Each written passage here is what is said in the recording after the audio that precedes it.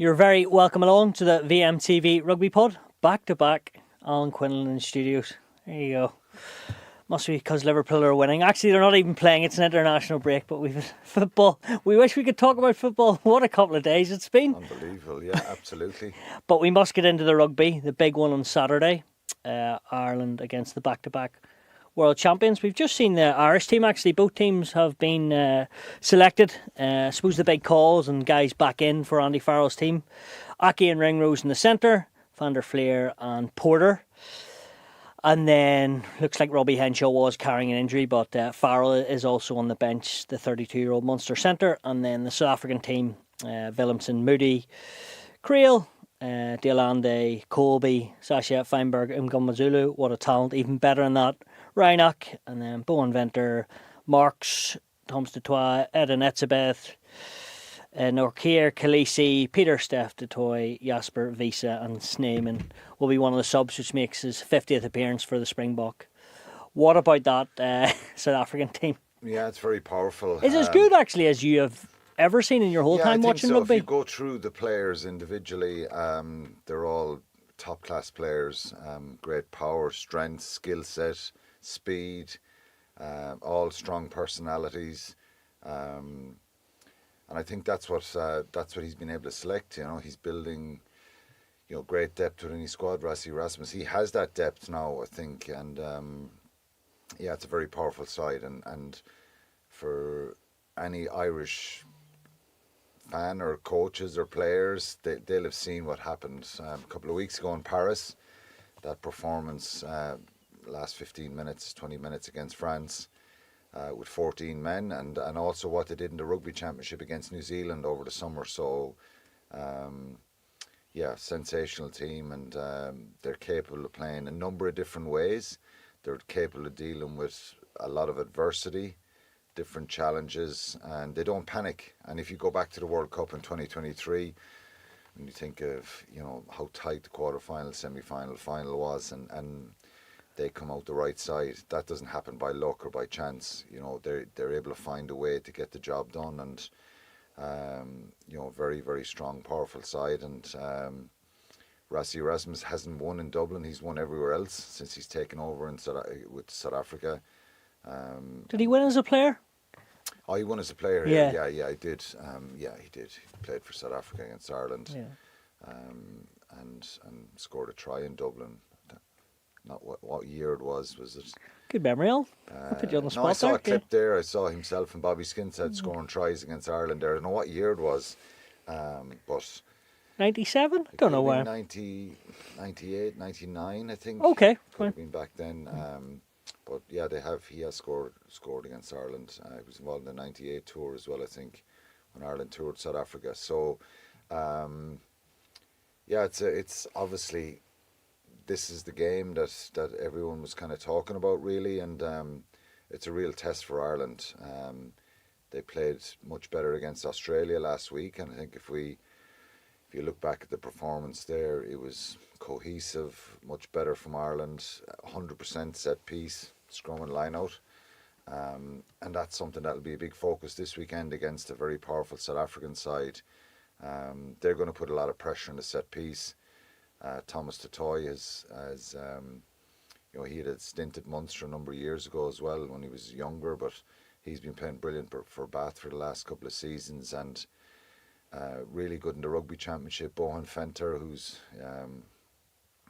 come in instead of Oxenshea as well, who's injured. He's done a good job for him, but they always have that depth, haven't they, in the front row, and Ruan Norkia, someone who's, I think he only got capped last season by South Africa. Really good footballer as well, and so they've a great side. Ireland the recent history has been good against South Africa. I suppose you go back to 2017 and you think back to that 38-3 victory for Ireland. A lot of these players, there's a good few that are in the team on Saturday that would have experienced that 8 years ago, and that was kind of a low point for South African rugby. And then, Rassie was coaching at Munster that time, and Jack Nienenberg, they came back then and took over the Springboks, and the rest is history, really. They've won back-to-back World Cups, so credible side and very well coached side. And I think Tony Brown has added a real layer to their attack as well. And even getting Felix Jones back and Jerry Flannery in there, Dwayne Vermeulen, really good players, but they're very well coached, and they seem to be able to adapt and play the power game. But also, their attack is very, very dangerous, and they've strike players right across the board. 2017, that game, Damien Dialende and Jesse Creel were the two centres. I know it's a long time ago, and you can say players have improved and learned from that, but that was such a dominant win for Ireland. And I think that's where some of this little bit of rivalry and this bit of bite comes from this fixture. And then, of course, at the World Cup, when Ireland beat South Africa in the pool game, you have Etzebeth after the game mentioning that Irish players were saying we'll see you in the final, and he kind of construed that to be, a little bit cocky and arrogant. And then maybe there's a lot of stuff online between, comments online from South African fans, maybe some Irish as well, I don't know. And so the rivalry's built up, and I think it's a case of I really feel that this is the one that if you'd given Rassie, if he was to lose any game or win any, pick some of these, obviously he wants to win every game, but I think this would be the one in November that he really wanted to get a result in, because it kind of, look, everybody knows at this point, and what they've done is, that they are an outstanding team, and they are the best team in the world, I think. And so it's, and Ireland are in that kind of state of play of, not really sure where we are. The back of, you go back to the Six Nations last year, and, Ireland were, even though they won 4 games, which is always a good return out of 5, it's a decent return. You're winning matches, but their stats were down in attack, line breaks, defenders beaten, tries scored, all that kind of stuff. So a little bit of a feel of, is the same spark and quality of execution there, going back to probably 2022-23 seasons where Ireland were playing outstanding rugby and were world number 1. They came up short at the World Cup, and that's kind of a stick that will be used against them always. But South Africa have kicked on, haven't they? They won a World Cup, and there's a good few changes in that team, and the players that Rassie Erasmus has brought in and developed, they've been seamless. Namely, Mngama at 10, Ruan Narkia in the second row. There's probably a lot of other familiar faces that are there that have won World Cups. The 2 props now, they're different as well. So, and then if you kind of look at their second string, or if there's so much quality there as well. So he's developed great depth in his squad. What I like, what he's done even earlier today, he was on social media there posting the 2 teams together and saying, it looks close. And then in the press conference, he was selecting the Irish 23. And no doubt he was bang on with it, or very close. He's done that the last few weeks and before. And then also, Alan, which I'll get your take on it, he said, I'm not sure the pundits or the Irish ex-players like me or whatever on that side, but I certainly have a good relationship with the staff, that he has coached with and worked with. But he's a master, it seems, at getting the right mind games, but also being one of the best coaches, if not the best in the world. Yeah, well, I think whatever about the stuff that he does and the social media stuff, it's humorous, and he's always the attention. So as a player, it must be great. Yeah, he does. To a level, look, aside from any of that stuff outside of coaching and actually preparing the team, his own team, I think he's, what he's done since he's gone back to South Africa is, and this is broadly speaking, I'm not giving exact specifics, but I've heard that he has put in really good structures on the way up, for players, player identification, systems in place from their underage teams to their provinces, meeting players, identifying guys who could be potential Springboks. Well, he always picks that 60-man Talking to squad as different well to get coaches them all within in. those provinces or teams or Curry Cup teams. You know, getting the fitness programs of certain players up to scratch and making them believe that even though they may not think they're in contention, that he believes that they have the potential to go and play for the Springboks. So you think that's all very obvious, but I think when you go back to 2017 and even that 2016 tour in South Africa, you know, incredible power, incredible athletes. But Ireland should have won that series. I think they won. Yeah, they won the first one in Cape Town with 14 men. CJ Stander was sent off. They were in a very strong position. I think they were 22-3 up or 22-6 in the second test in Johannesburg. Springboks came back, a couple of points in the end. They won it, and then the game in Port Elizabeth.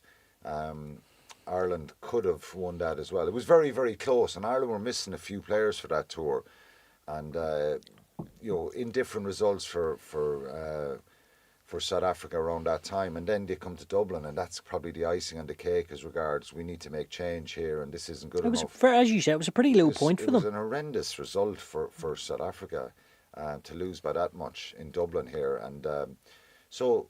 The evidence is all there that Rassie Erasmus has come in and he's made these players believe. They've got really well coached. They played to their strengths a lot, winning the 2019 World Cup. You know, with Mapimpi and Colby on the wings, they kicked a lot. It was a pragmatic type of game plan, but it was very effective and it won them a World Cup. And you know, the brilliance of Lucanu, Mapimpi, Colby in that final against England gets them a dominant win. And you're saying they kicked a lot, but they also scored some very good tries. Yeah, but I think their game plan wasn't an open, expansive one. Whereas now I think they can change gears. They can obviously mix that power, and I just think their attack has gone to a different level. Their strike plays off lineouts and scrums. And that's been developed. So the coach makes a decision to bring in Tony Brown, who's renowned for his attack.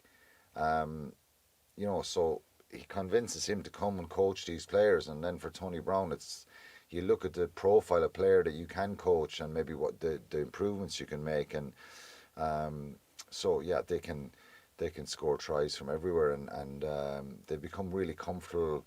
And again, for me, attack isn't just fast wingers and outside backs. It's all the team being comfortable handling the ball, the lines of running, the shape that they have. So, of course, they'll always flex their muscles and use the power and the physicality when they can. But I think their overall game is developed. So, you know, Rassie he's guided and steered that. So aside from any of the stuff that goes on away from the coaching and stuff online, or even the stuff that happened with the referees' videos after the lines a number of years ago when I was in South Africa. Our good friend Matt as well. Yeah, any of that stuff.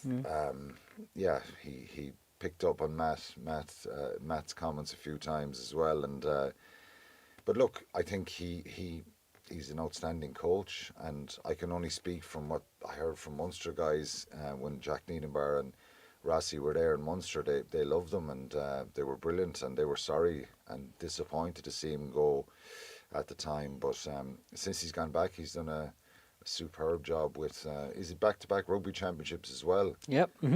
So you know, the proof is in the pudding there with the results and the way they're going. I think we talk about the Irish players who are 33, 34, and you know, can we get them to a World Cup and can they perform? He's done that with a few players, and some of these players will be similar age profile, but he has way more depth to choose from.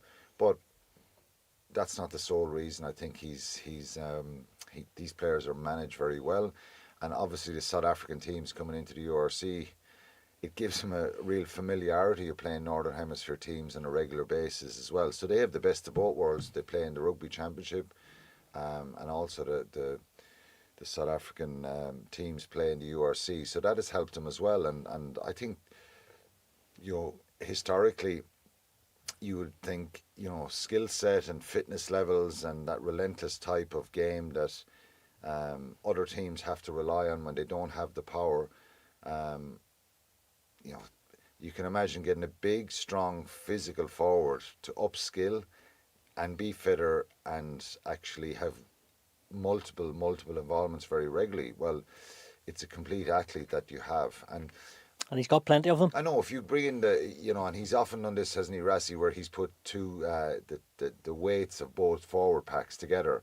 And Ireland have been matched that weight, we'll say, or other international teams have, but they're, along with the weight, there's a power element. But even Esther Hazen in the back row, the 7-1, they're all not ahead of the game, but he's first to try it, so and they're normally effective. At their bench at the weekend, is it a 6-2 split, or is it a 5-3? Is it a 5-3? Because then, and this is where he can do stuff, and he does stuff outside the box. 5.5, 2.5. Is that what we're going for? Because Esther Hazen now can play in the forwards and the backs, so it's a great thing to have, and it's a great option.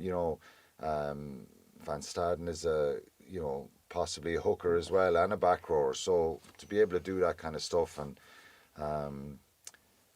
he's they're a brilliant team, and they're obviously very well coached and managed. And I see this morning he spoke about after the 2027 World Cup, that's when Jack Nienaber's contract runs with Leinster, and seamless transition back, is it? Yeah, well, I think it's that's. Did Nienaber say he missed it? Maybe it's mentioned there today, and he was asked that question as well, and so he's not ruling that out either. But look, they're in a very strong position. So for Ireland, they've got to focus on themselves, and you've got to be brave the way you play. You've got to be intelligent, and they're going to have to do that at the weekend. I think they can build on what they did a little bit from Australia last week, and that will make them, feel good about going into this week. But you're very aware that, Ireland are not favourites for this game, and that's unusual with a game in Dublin, particularly in recent times. In the last 3-4 years, Ireland have,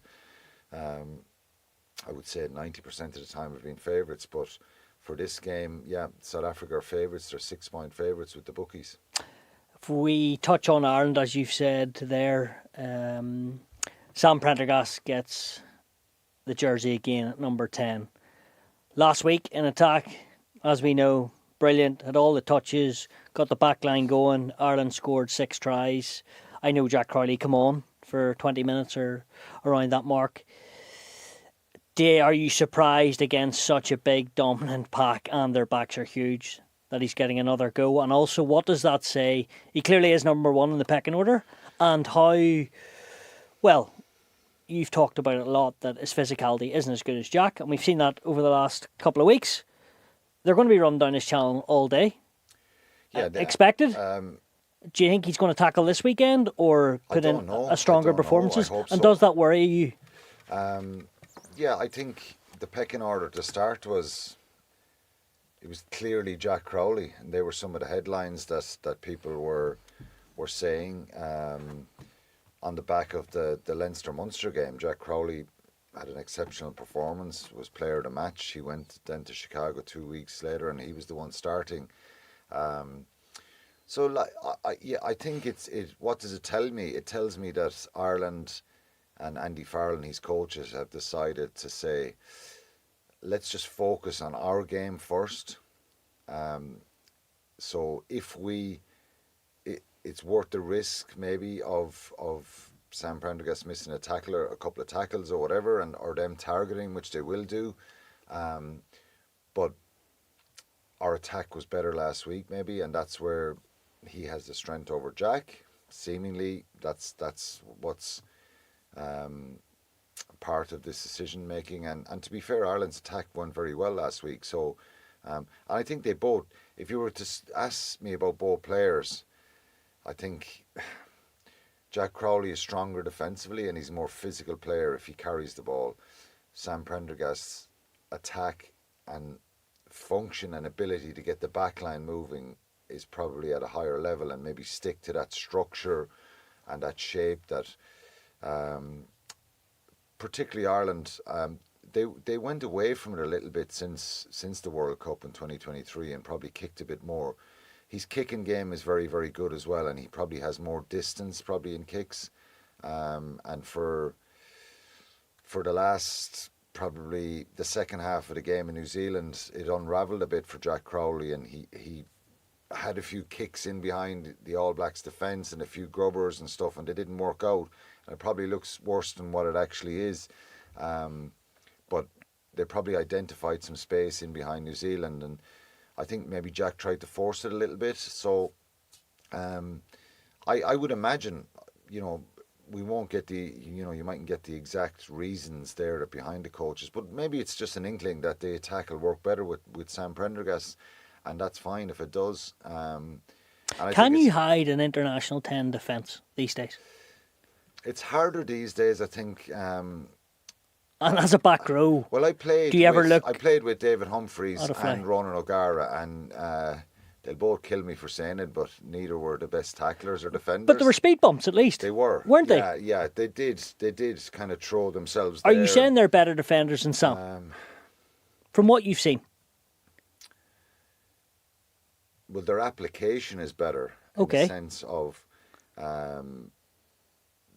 their body positions were probably much lower.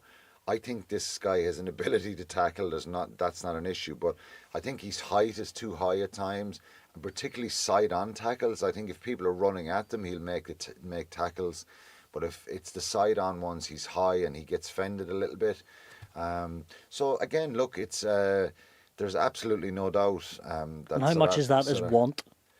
There's a little bit of desire needs to be in there as well, a better desire and a better just throw your body on the line. And so you kind of, look, I'm sure the coaches believe, and they've chatted to him about this, and it's something that, like, don't be under any illusions. Damien Dialende will be trying to get in there and fend him, and they'll try and work their back row to run at him as well. So it's probably part of the reason why Bundy Aki's in at 12 as well, to try and protect him and help him a little bit there. And Josh van der Fleer as a tail gunner off lineouts. But he's going to get contact. He's going to get physically questioned, and it's a situation here that, if he gets a big tackle in there and makes one, maybe it'll be a turning point. But and then the other thing is, if he does okay in the physicality stakes this weekend, it's a big step forward. Exactly, and he won't get a bigger pack, will he, to go against? Yeah, it can go the other way as well. And look, no matter who he plays, he's if no matter who he's playing this weekend, everyone tries to target. But he won't play against a bigger set of players than South Africa up to the World Cup, will he? Not. If he starts in the Six Nations, he plays against England. They're going to run after him as well, and Scotland will, and physical players. And if he's going to stay at this level, and he needs to get better defensively. The Len Ikitau try last week for Australia, it's a soak tackle. So if you're playing South Africa at the weekend and there's one score in it, he's got to wrap there and wrap his legs around him and just jump on top of the player. And even if he soaks him over the line, to hold him up and get in under the ball. So look, it's a risk. It's a risk, and it's one that I hope we're not talking about it afterwards. I hope we're talking about Sam Prendergast having a brilliant game and the attack really working well, and him being really effective with his kicking game as well, because he's outstanding at that stuff, and he does make this Ireland team probably tick a little bit better than Jack at times. Which is vital if you want to win matches. And look, at the end of the day, they have a very minimal number of games. There's very little room for error, in a sense of you play a bunch of games and then you're gone, and then you come back in for Six Nations. So they're all high pressured. So there's no kind of easy game that you can. Even against Japan, the line speed from Japan was so aggressive and so quick.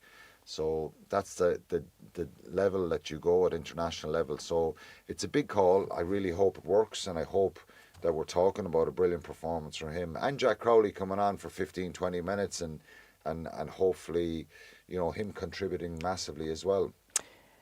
If you are to target in inverted commas South Africa, where are their so-called weaknesses?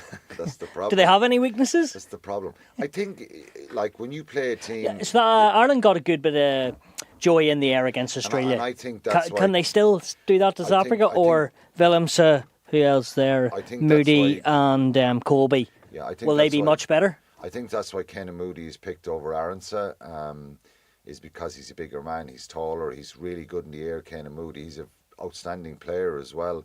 But I think definitely that's a horses for courses selection from Rassie. That, you know, to take someone like, well, look, we presume that Arendse, it's not an injury, that this isn't an enforced change. It could be maybe wrong on that, but I would think if it's not, it's definitely a decision regarding Ireland's kicking game, their box kicking, because, you know, Gibson Park's box kicks are outstanding. He gets incredible height on them, and you know, if you've two smaller wingers in height, you're kind of opening up both wings to bring in someone like Moody. I think he's 6'2" or 3", and he could be 6'3". He's a very tall, rangy, outstanding athlete, so he'll make a difference from there. If you're to pick any weaknesses, I think the weakness is anytime you play any South African team, you know that you're going to get, you know, first, you know, physical challenge around your set piece, your breakdown, and you know, the first couple of phases, you've got to try and get to multi-phase and find and just keep a relentless intensity going and hope that you can find some frailty in their defensive lines, or not laziness, but maybe have them a bit bunched and try and find a little bit of openings on the outside. But they're a very hard team to break down. If you look at the Australia win in Cape Town when in the Rugby Championship, that was a brave performance from Australia, and it was one of those ones where it was like throw caution to the wind, and if these passes stick, we could get rewarded, and they did a few times, and you know, they got an intercept, they got another ball that went loose in the ground, they scored, so they scored a couple of long range tries which gave them that surge. But you've got to keep picking away at them and trying to get through the tackle and getting little offloads and hope someone will be on the shoulder, so you won't get too many opportunities, and that's what Ireland have to believe, that if they get a couple of half chances or get pressure near that South African line, that they come away with a score, whether that be a penalty or a try, because they're very, very powerful and strong defensively. So I would say you're going to have to try and get into multi-phase, and then hopefully some gaps will start appearing when you move their forward pack around. It's a fascinating match all around because, as you say, they're only in international camp for big high test games. You go away and then you're back to the Six Nations, which is France on a Thursday night away. So even for confidence, and we talked at the start, you mentioned we're not quite sure where Ireland are at compared to maybe 18 months ago or 2 years ago. So if they win, it's like, oh, okay. Well, we're amongst the best they're not again. at the same level they were pre-World Cup. But if they lose and then go into that first game of the Six Nations, it's 2 from 4, and it's sort of okay. I think you can definitely be more glass half full because of the Australian performance. I think, of course, people will say, well, Australia weren't great, but this was an Australian team that beat South Africa in South Africa, that won the third test in the Line Series. Were unlucky, very unlucky, not to win the second test. So they didn't play well in Dublin now. They struggled a lot under the high ball, and I don't think Ireland will go away from... Ireland kicked the ball 45 times in that game. It was a lot of kicking, and it seemed like the attack was much better. So you can still kick very effectively, and if you get a return off those kicks, well, then they're brilliant kicks, and they're part of a great attacking system, if you like. So, I think if you get... I think what has to happen here for Ireland to come out of this with a positive feel is a really good performance, and actually have a real crack off South Africa. So maybe Sam Prendergast is the right decision then to say, if he's going to help our attack a little bit more, if that's what he's there for, well, then they're going to play. And I think if Ireland play and really throw caution to the wind and have a go. And last week was a good performance. Hansen hat-trick. So we've really given that a big tick. Some of their short passing game and their lines of running and their shape was really good. So they've got to work incredibly hard. And, you know, I've listened to players in the last week speak about how intense it is. And it's a great challenge for them, you know. So they'll be very wary and mindful of who they're playing, but also there'll be a little bit of confidence there that they're at home, and the reward for getting a result against an incredible side like South Africa would elevate them back onto a little reminder that we're still here and we're still good players. And so, yeah, look, it's a lot of spice in this. There's a great challenge, and I think there is. It'll be physical, and France. You could counter-argue and say, well, France were poor in that second half. They had a chance to, they were missing a few players as well, particularly in the front row. No Dupont. How good are France? Maybe we can counter-argue and say, how good are Australia? How good were France? You could say that, I suppose, about them all, yeah. So, outside South Africa. The thing about South Africa, and this is what they do, is they just, even in those situations, they get the job done. They get the job done when it's needed. Argentina scored tries against them in the Rugby Championship, and they just don't panic. They're a team that doesn't panic. And the last 2 weeks, they've been down to 14 men. The Franco Mostert red card was a very, very poor decision. It was never a red card. It's been rescinded. He's not actually on the 23 for the weekend, but it gave them, I think they felt a little hard done by in the last few weeks. Their coaches and players were talking about it, but they win with adversity. They do, and they don't panic. And I think that's some determination and courageousness. And in Sia Khaleesi, they have a very inspirational leader. Not always the best player in the field nowadays, but incredibly effective as regard uniting a group. Obviously, he's not a weakness in the sense that I'm not saying that, but he's not your standout player who's going to end up being player of the match. He usually comes off in 50, 60 minutes, but he's a great leader, and he unites that team. And you think back to that carry in that first test in Pretoria to a year and a half ago, when South Africa beat Ireland that summer test, when he ran at Robbie Henshaw and he hits him. Robbie Henshaw gets the shoulder into the face, but the power and the aggression and that carry, and it kind of set the tone for South Africa that day. So he sets the tone sometimes with his actions and his work rate, but he's a great leader for him. Elsewhere, we look at other countries. England beat New Zealand at Twickenham in southwest London. George Ford, very good. They are now starting to turn the corner in the fact when Borthwick was there at the start, or even just the last year, they'd lose the close games. Now they're turning it around and winning them. Yeah, it was disappointing November last year for them, and a lot of pressure kind of heaping on him. They finished the Six Nations really well and had a really good Six Nations after losing the open game to Ireland. That was a very dominant performance against New Zealand after going 12-0 down. I think their scrum and their power game was incredibly effective. Again, they kick a lot. Most teams are kicking a lot nowadays. This trend's back in, Al. The trend is back, and it's like the long throw in the football. it's back, and they're a very powerful, explosive side, England, when they get going, and the dominance they had last week was there for everyone to see. So they made New Zealand look ordinary at times, and really dominant, strong performance from them. No joy for the Scots. Incredible. 21 match, up, weren't they? 21-0 up at half time, and then you lose the game. Really, really frustrating, and kind of sums up Scotland at times. They can be absolutely brilliant to watch. The second half, probably for 25 minutes of that second half against New Zealand the week before, after being 17-0 down. And it wasn't that they were all that bad in the first half against New Zealand. They weren't. They had some chances and pressure, and they just made some errors and mistakes. But to be 21-0 up against Argentina and lose in that manner, I think would be really, really frustrating for Scottish fans. But Argentina can just be outstanding at times with the way they play, when they get their pace and tempo going in their matches. And you have to give them massive credit. But to lose a game in that manner would be sickening for any team. He's obviously under a good bit of pressure, Al. Yeah, I think he is. I think of course, Scotland. And we're going by results there.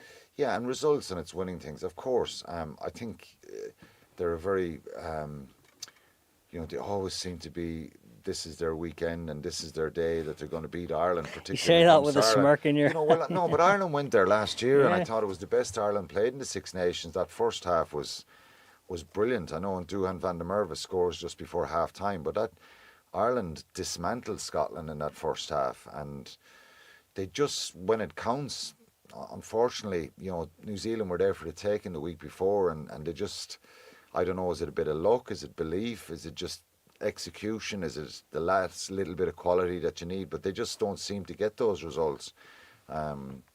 So yeah, of course he's we thought after the 2019 World Cup that Gregor was, he was under a lot of pressure, and they're a whisker away, and on their day they're capable of, you'd fancy Scotland to give anyone a match for it if they have all their players fit and available, because they have some very, very good players on that side. But ultimately, they've come up short on too many occasions, I would say. And a final one, Ireland or South Africa? Now, helicopter for you all, not the Irish back row one. I think for Ireland to win this game, they've got to find something special, which would be amazing if they did. But I just think this South African team are capable of dealing with all sorts of pressures and challenges and difficult moments. And sometimes they don't have to play their A game, their top game, if you like, and they can get results. So I'm really looking forward to it, as everyone is, because I think there will be a real bite and atmosphere to this game, and it should be a cracker. If you go back 3 years ago, the game that Ireland won 1916, November 22, very tight. Couple of decisions in that game. The James Lowe try. Yes. A couple of Ireland's second try was very good, wasn't it? Yeah. But I think Ireland were 19-6 up at one stage in the second half, and then Etzebeth scored a try, didn't they? And they got a penalty. It was tight and it was incredibly intense, but yeah, I fancy Ireland to really take their game to a better level even again this week. But you have to say South Africa by a couple of points. They just find a way, and particularly with what happened in Paris a couple of weeks ago, in a very intense, intimidating kind of atmosphere, they found a way to win. So yeah, unfortunately, I'm going to say South Africa slightly. I hope I'm wrong, obviously, but you've got to tip your hat to them, and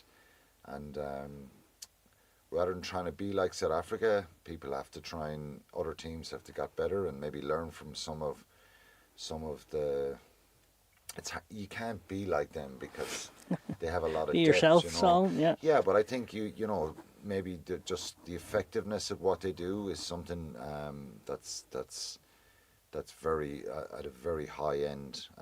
So yeah, they're a brilliant side. So I'd say South Africa slightly, yeah. Great stuff, Alan. I must say also the Irish line out was backfiring, because we always touch our eye, always touching the negatives. Yeah. So good to see. It was, yeah.